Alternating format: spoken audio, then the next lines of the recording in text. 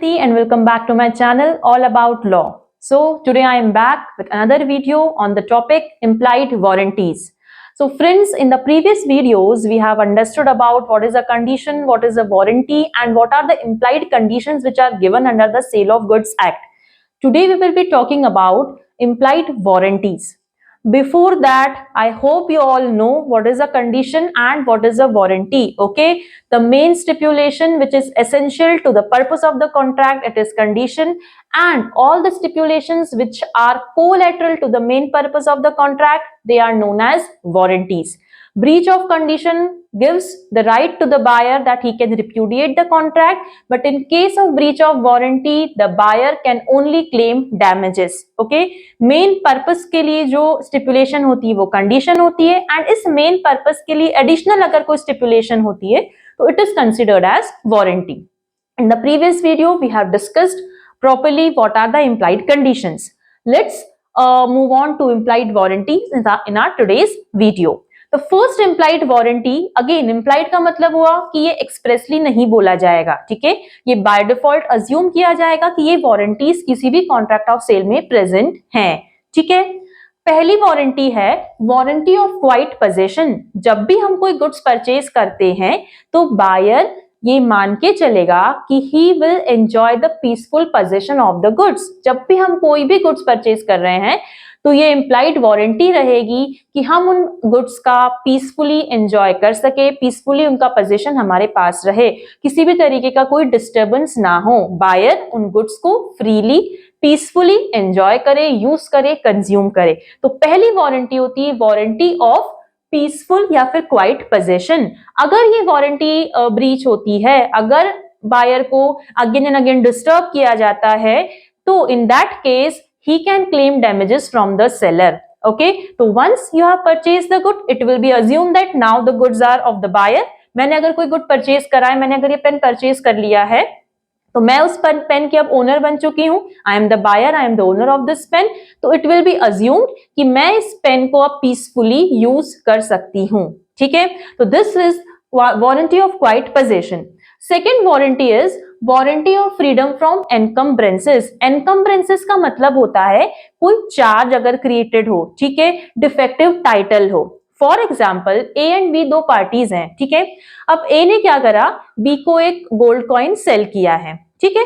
B के पास ये gold not sale किया है, A and B two parties है. ए ने क्या किया है, गोल्ड कॉइन बी के पास एज अ प्लेज रखा है, ठीक है. प्लेज क्या होता है, जब भी हम कोई मूवेबल आइटम्स की या कोई गुड्स की एज अ सिक्योरिटी देते हैं अगेंस्ट एनी लोन, उसे हम क्या बोलते हैं, प्लेज, ठीक है. इमूवेबल प्रॉपर्टी के लिए क्या होता है, मॉर्गेज. लेकिन मूवेबल गुड्स को आप जब एज अ सिक्योरिटी देते हो for against any loan, then it is known as pledge. तो इस केस में क्या है कि ए एंड बी दो पार्टीज हैं, ठीक है. अब ए ने क्या करा है, बी से लोन लिया है, ठीक है, फॉर ₹1 लाख. उसके अगेंस्ट ए ने एक gold coin as a pledge, as a security B को दे दिया है. अब बी क्या उस गोल्ड कॉइन का ओनर है, नहीं, है ना. A is the pledger, B is the pledgee. B उस गोल्ड कॉइन का ओनर नहीं है, बी ने तो केवल वो gold coin as a security अपने पास रखा है. अब बी ने क्या करा, उस गोल्ड कॉइन को सी को सेल कर दिया विदाउट इन्फॉर्मिंग दैट ये गोल्ड कॉइन जो है, he is having this gold coin against a pledge, ठीक है. अब सी को तो नहीं पता कि ये गोल्ड कॉइन बी का है नहीं, ये ए का है. अब होता क्या है, after few days, few months, after duration of time, A ने वो लोन रीपे कर दिया एंड वो गोल्ड कॉइन वापस लेने लग गया.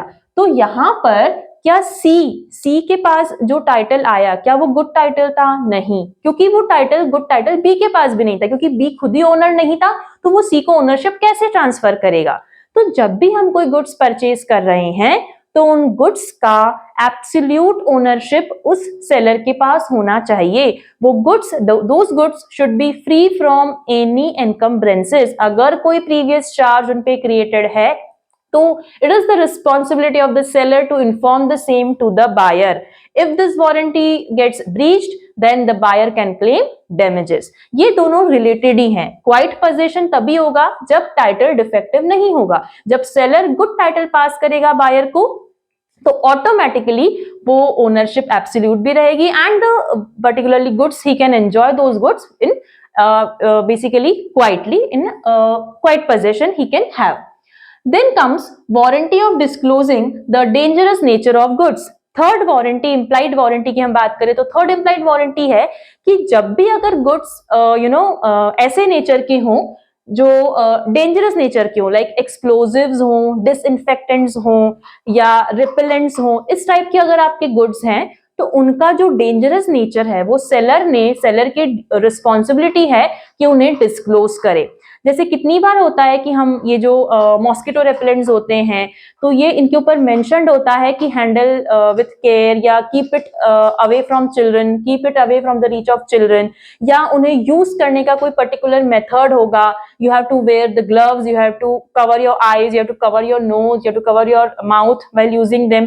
तो ऐसे जो सारे इंस्ट्रक्शंस होते हैं तो ये instructions seller, it is the duty of the seller to inform the buyer. ये भी एक इम्प्लाइड वारंटी होती है कि अगर उन गुड्स का नेचर डेंजरस है, एक्सप्लोजिव है या वो डिसइंफेक्टेंट्स हैं तो उनको कैसे यूज करना है, कैसे ओपन करना है, तो इनका जो नेचर है वो डिस्क्लोज्ड किया जाए। इफ नॉट, अगर ब्रीच होता है तो the buyer can claim damages, क्योंकि उनको अगर उस प्रॉपर वे में यूज नहीं किया गया तो it can cause damage. Yes, so for those damages the buyer can claim the amount. So these are the three implied warranties basically.